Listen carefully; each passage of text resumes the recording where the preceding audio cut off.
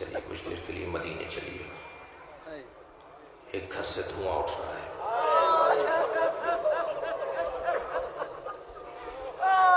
وہ دھواں چولہے کے جلنے کا نہیں ہے. وہ دھواں اس دروازے کے جلنے کا ہے جہاں نبی کھڑے ہو جاتے تھے. اجرکم اللہ.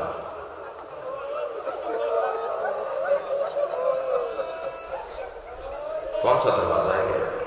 آیت اللہ فضل اللہ کمپانی مرثیہ لکھتے ہیں، کہتے ہیں آن سینہی کے مخزن اسرار بود، کہ سزاوار آن درو دیوار بود.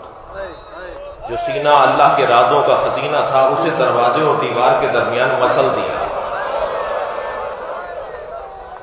اجرکم اللہ. آپ کی آوازیں بلند ہیں. اللہ کسی غم میں نہ رلائے سوائے غم اہل بیت میں، رونے اور لانے والوں میں قرار دے. جب مجلس میں آوازیں بلند ہوتی ہیں امام جعفر صادق دعا دیتے ہیں، یا اللہ یہ ہمارے عامر کو زندہ کر رہے ہیں. ایک مجلس میں امام باقر بیٹھے ہوئے تھے، روتے رہے عزاداروں کے ساتھ، اور جیسے ہی مجلس ختم ہوئی مصلی بچھایا، 2 رکعت نماز پڑھی، ہاتھ اٹھا کر کہا یا اللہ انہیں غم دنیا نہ دینا. عجیب دعائیں ہیں. رونے والوں کے فضائل بہت ہیں،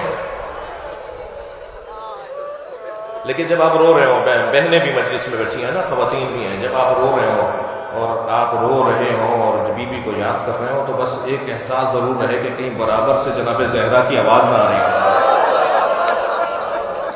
کہیں قریب سے ہی جناب سکینہ کے رونے کی آواز نہ آ رہی ہو. بڑا دکھ پہنچایا ہے، بڑا دکھ پہنچایا ہے امت نے، بڑا دکھ پہنچایا ہے امت نے. کلمہ پڑھنے والوں نے بڑا دکھ پہنچایا ہے اہل بیت. عزادارو آیت اللہ فضل اللہ لکھتے ہیں کہ وہ جو دروازہ گرا نا بیوی پر، اس میں لوہے کی کیل تھی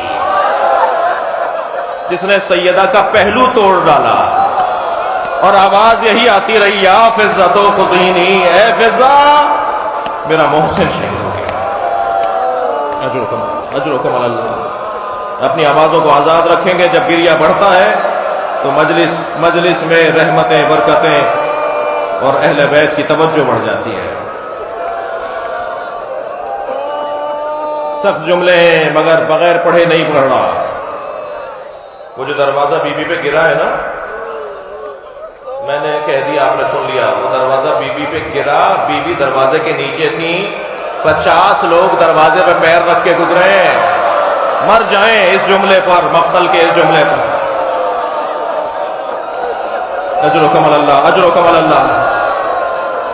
اور جب مولا کے ہاتھوں میں رسیاں باندھ کر گلے میں رسی ڈال کر لے گئے نا، اللہ اکبر، اور سیدہ کو افاقہ ہوا تو پہلا سوال یہ نہیں کیا کہ میرا پہلو شکستہ ہے، میرا محسن شہید ہے. پہلا سوال یہ کیا بتاؤ علی کہاں ہے. اجرکم اللہ. بتاؤ علی کہاں ہے.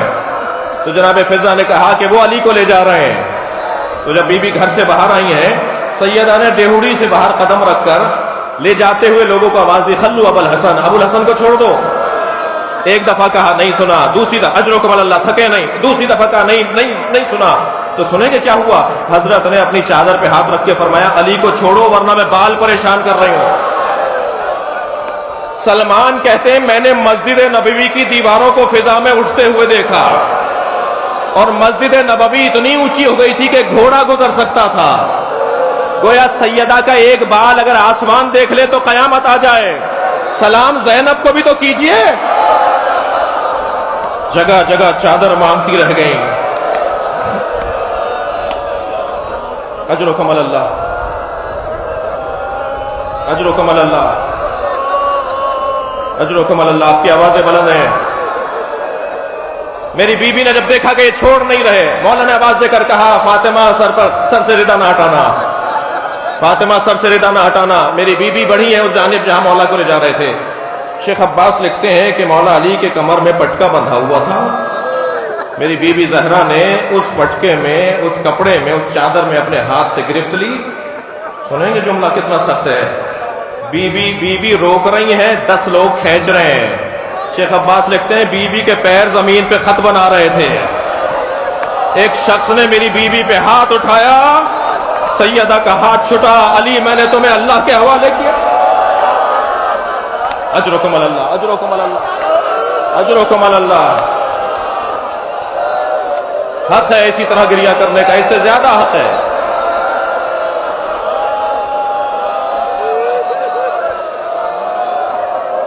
میری بیوی دربار میں گئی ہیں، اجرکم اللہ، اجرکم اللہ، میری بیوی دربار میں گئی ہیں، اجرکم اللہ، اجرکم اللہ۔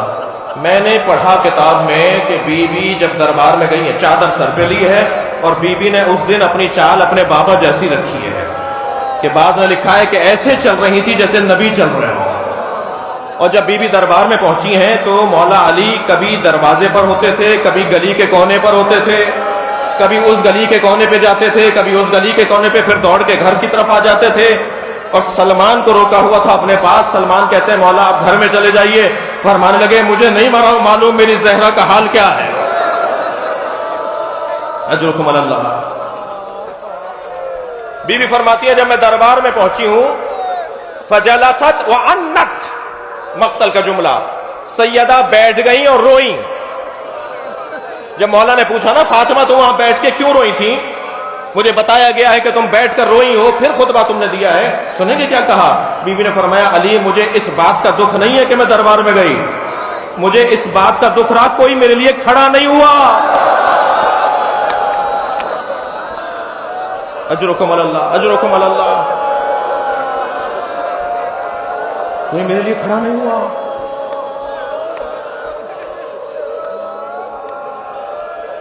میرے ایک ملنے والے نے مجھ سے کہا کہ ان کی زوجہ سے اختلاف شدید ہوا، اختلاف اتنا بڑھا کہ انہوں نے اپنی زوجہ کو ایک تماچا مار دیا۔ 3 دن بعد جب اپنی بیوی سے معافی مانگنے لگے، مجھے معاف کر دو میں غصے میں تھا، میں نے تمہیں مارا، تو زوجہ اپنے شوہر سے کہنے لگیں کہ آئندہ کبھی ایسا ہو آپ غصے میں آئیں، اپنے آپ پہ قابو نہ پائیں، تو بس اتنا خیال کیجیے گا میرے بچوں کے سامنے نہ ماریے گا۔ جب آپ مجھے مار رہے تھے میری بیٹی دیکھ رہی تھی، وہ 3 دن سے بخار میں ہے، اور کہتی ہے اماں آپ کو بابا نے مارا، اماں آپ کو بابا نے مارا۔